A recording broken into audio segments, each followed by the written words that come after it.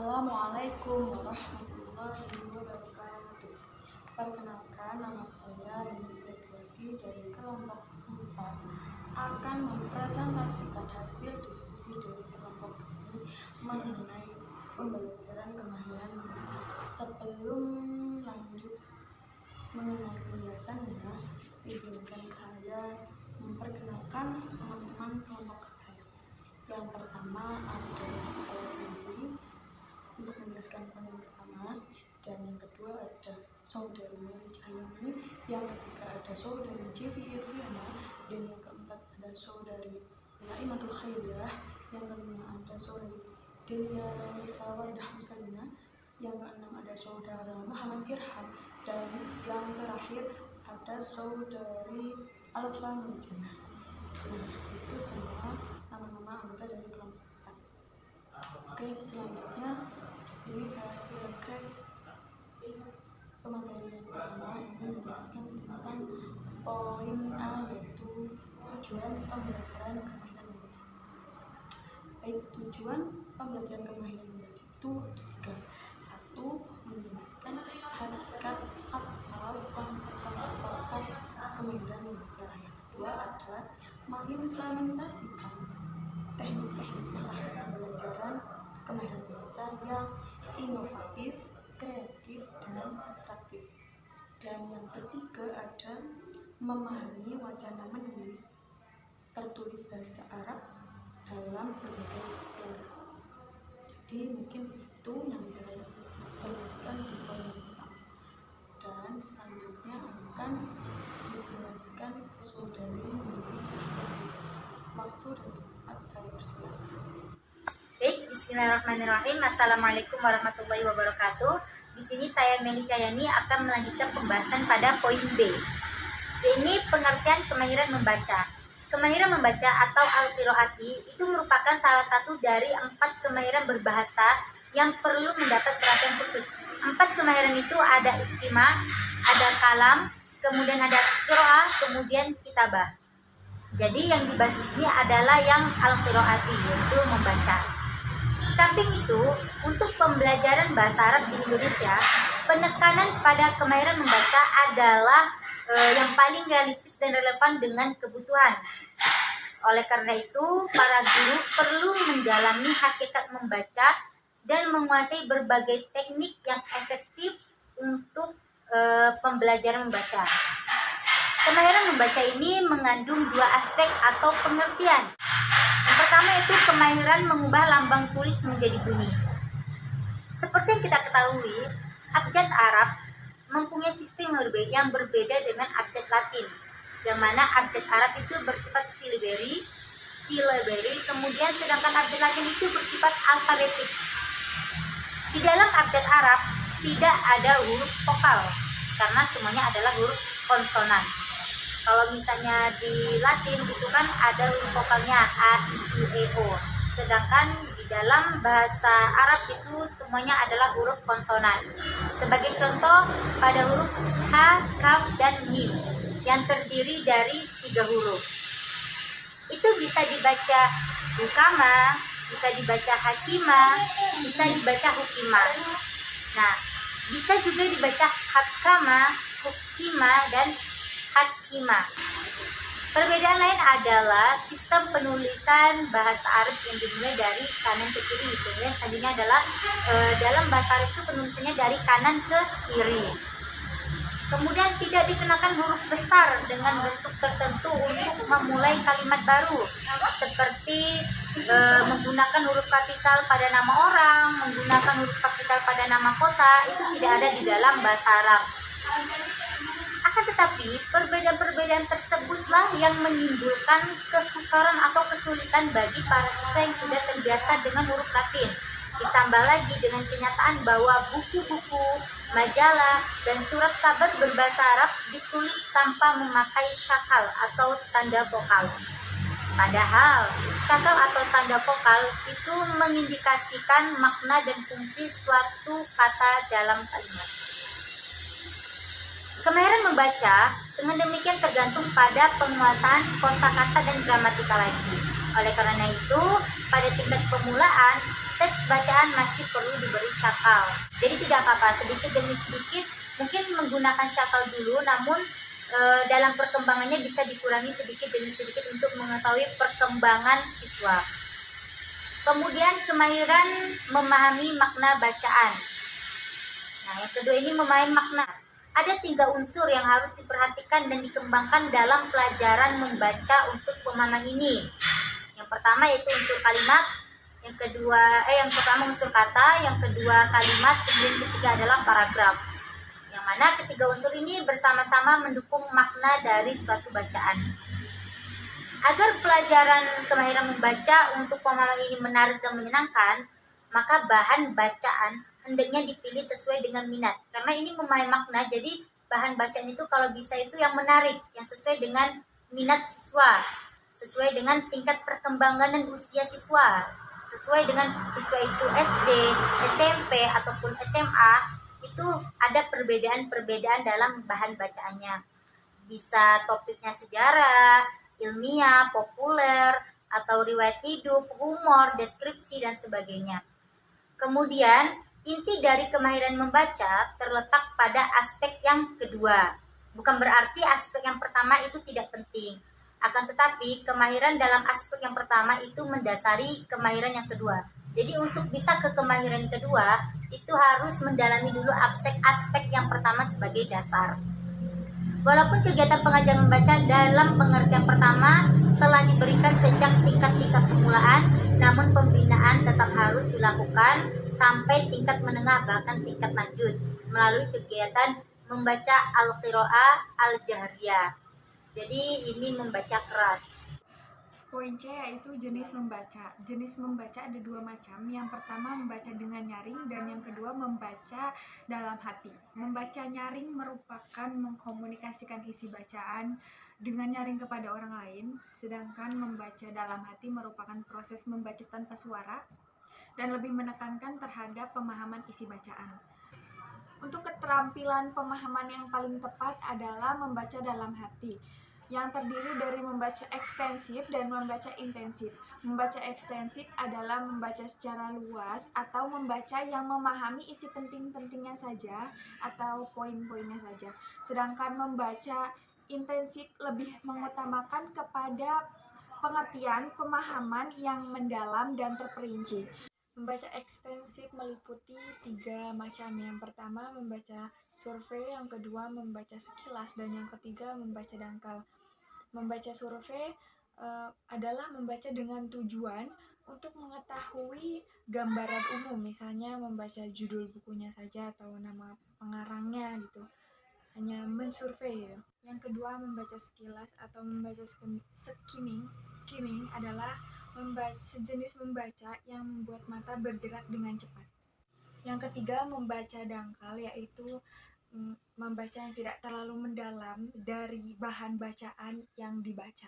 Membaca intensif juga memiliki beberapa macam, antara lain yang pertama membaca teliti. Membaca ini bertujuan untuk memahami isi detail gagasan yang terdapat dalam teks bacaan. Yang kedua membaca pemahaman, yaitu bertujuan untuk memahami standar-standar yang terdapat dalam teks bacaan. Yang ketiga adalah membaca kritis. Membaca kritis adalah sejenis membaca yang dilakukan dengan cara evaluatif serta analisis dan bukan hanya mencari kesalahan. Yang terakhir adalah membaca ide. Membaca ide adalah sejenis kegiatan membaca yang bertujuan untuk memperoleh serta memanfaatkan ide-ide yang terdapat dalam teks bacaan. Selanjutnya saya akan menjelaskan poin yang keempat atau poin D, yaitu tingkatan kemahiran membaca.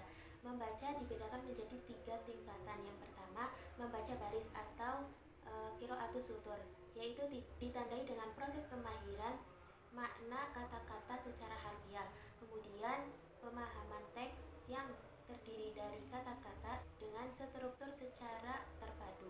Makna yang ditemukan dari tingkat 1 ini yaitu makna tersirat atau al-ma'na malfudho. Yang kedua, membaca di antara baris atau qiraatu bainas sutur, yang mencari pemahaman dari maksud teks penulis dan menafsirkan gagasan-gagasannya. Makna yang ditemukan dari tingkat tapi juga bisa makna implisit atau al-ma'anal malhudho. Yang ketiga, membaca di balik baris atau qiraatu ma wara'a sutur, yaitu suatu kegiatan membaca yang ditemukan makna di balik teks. Di sini juga pembaca melakukan penilaian dari penulis dan dipadukan dengan gagasan dan pengetahuan dari penulis. Mungkin itu saja penjelasan dari saya. Selanjutnya akan dijelaskan oleh pemateri selanjutnya. Teknik dan model latihan membaca berbasis pengalaman belajar. Adapun pengalaman belajar dalam membaca antara lain, yang pertama, memahami bacaan. Di sini guru memberikan bacaan pendek untuk melatih siswa membedakan gagasan utama dengan gagasan samping. Gagasan utama itu sendiri adalah inti dari suatu kalimat, sedangkan gagasan samping adalah penjelas atau pelengkap dari gagasan utama. Seperti kalimat kuntu maridon lidzalika hadartu adars. Dari kalimat kuntu maridon adalah gagasan utama, sedangkan lidzalika hadartu adars adalah gagasan samping. Dalam paragraf, gagasan utama tidak selalu terdapat pada awal kalimat, tapi dapat berada di tengah atau akhir kalimat. Yang kedua adalah belajar memperkaya kosakata. Kosakata adalah salah satu unsur terpenting dalam belajar berbahasa, termasuk kemahiran membaca. Untuk memperkaya kosakata dapat menggunakan 3 latihan. Yang pertama, mencari persamaan kata atau muradaf. Yang kedua, mencari lawan kata atau dot. Yang ketiga adalah mencari makna lain dari kata yang sama atau istarokal lafzi. Yang ketiga adalah belajar menarik kesimpulan. Di sini guru menjelaskan kesimpulan sebenarnya yang dimaksud dari penulis, kemudian menjelaskan bagian-bagian dari akibat dan menjelaskan bagian-bagian dari sebab, atau bisa menggunakan cara memberikan suatu kalimat atau sebuah paragraf tanpa judul, kemudian meminta murid memberikan judul yang sesuai dari kalimat tersebut. Yang keempat adalah belajar pola kalimat. Di sini guru memperkenalkan pola kalimat, kemudian mendrill siswa untuk melatih kemantapan dari pola kalimat tersebut. Yang terakhir adalah belajar menganalisa. Di sini guru memberikan pertanyaan-pertanyaan dengan baik. Dengan pertanyaan tersebut terbagi menjadi 3 macam. Yang pertama, pertanyaan eksplisit. Yang kedua, pertanyaan implisit, dan yang ketiga, pertanyaan aplikatif.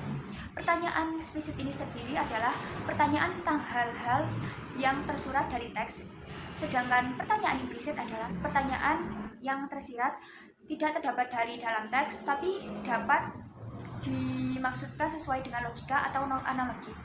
Sedangkan pertanyaan aplikatif adalah pertanyaan tentang hal-hal yang sesuai dari diri siswa atau yang terdapat dari kalimat dari lingkungan siswa.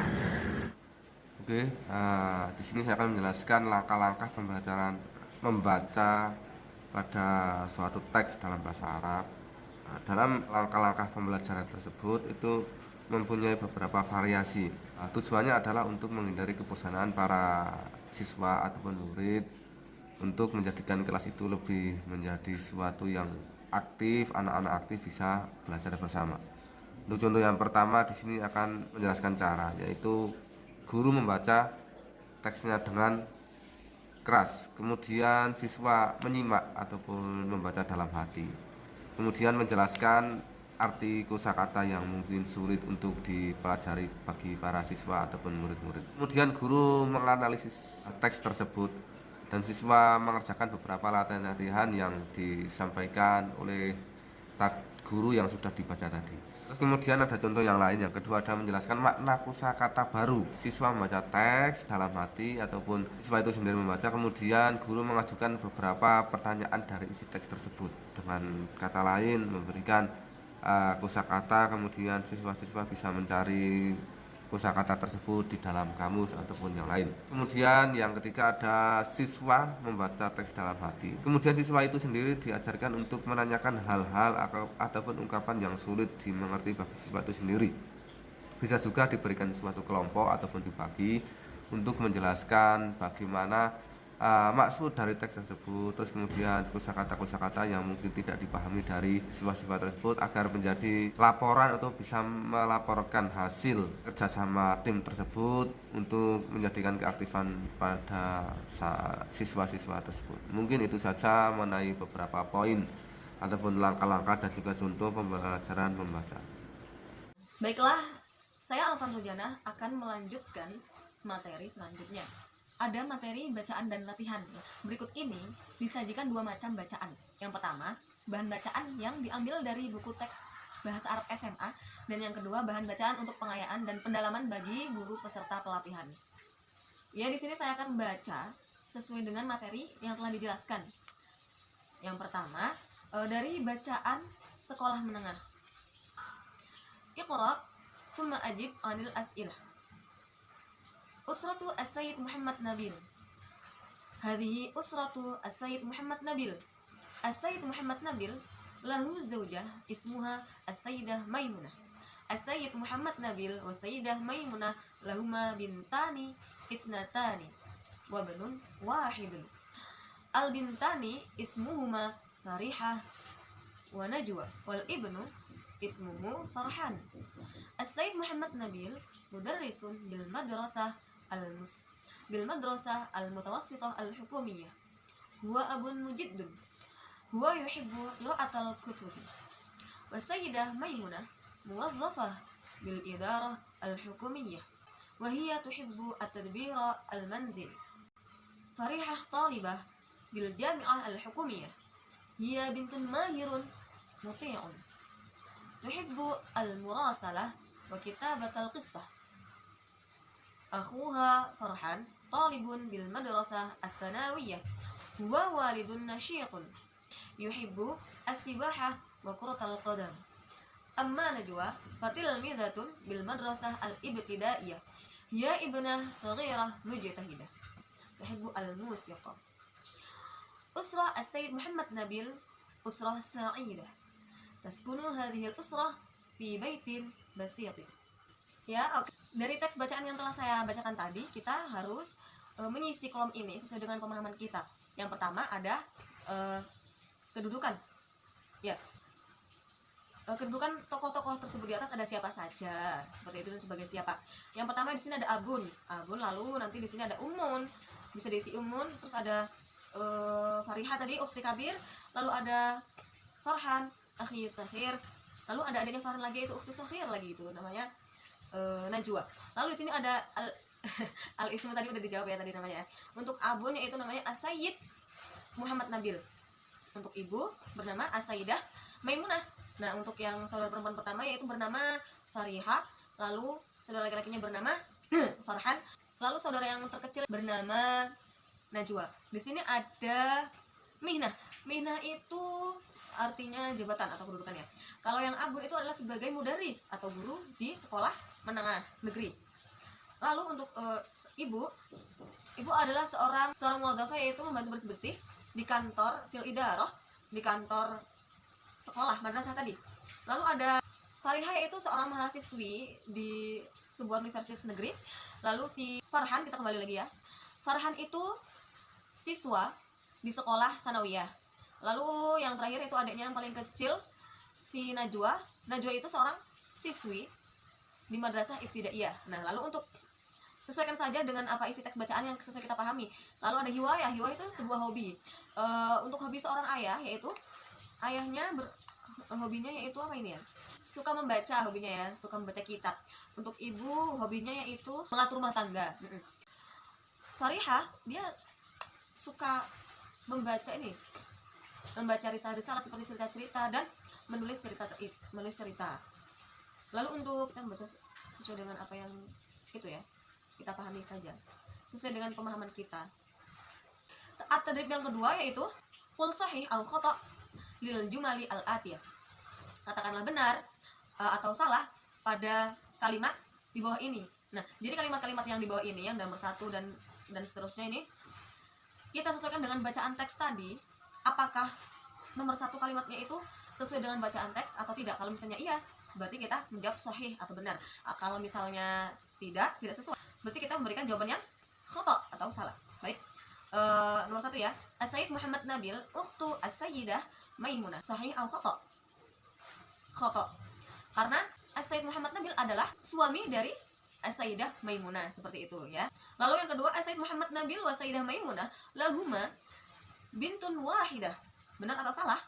Pastinya salah, karena As-Sayyid Muhammad Nabil dan Sayyidah Maimunah itu keduanya memiliki bintani itnatani, dua orang anak perempuan, dan yang satu itu adalah anak laki-lakinya, seperti itu. Dan seterusnya sampai ke bawah itu ada at-tadrib yang kedua. Selanjutnya ada bacaan pengayaan 1. Nah, ini diperuntukkan untuk guru peserta pelatihan. Jadi di sini kita sebagai guru, kita melatih diri kita sendiri untuk membaca, untuk melatih guru tersebut membaca tanpa syakal di sini dari teks tersebut.